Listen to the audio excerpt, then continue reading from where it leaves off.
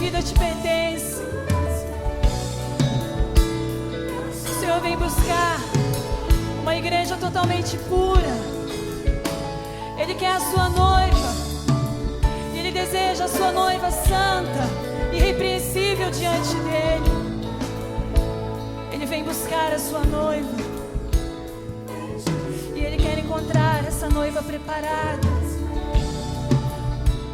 Você é a igreja do Senhor. Você é corpo de Cristo. Você é a noiva. Você é a noiva de Cristo. Você foi selado e marcado com o Espírito Santo de Deus. Você tem um dono. O seu dono é Jesus. Abre os seus lábios e diga: vem, Jesus.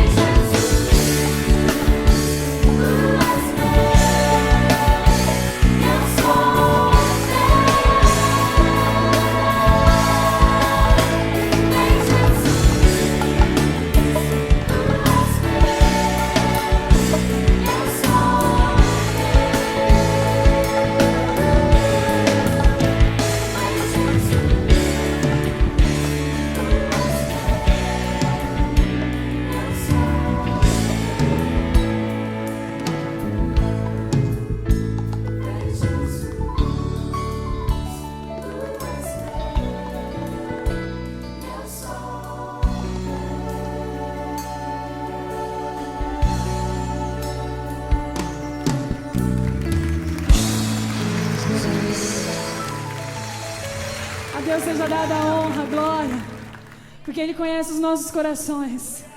E Ele sabe o desejo de cada coração aqui, que sempre foi andar em santidade na presença de Deus.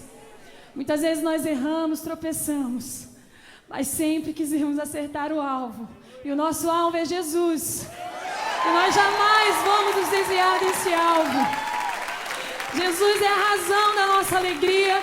Jesus é a razão da nossa vida. É a razão da nossa existência. É a razão de nós estarmos aqui. Senhor, só para Ti, Deus, só para Ti.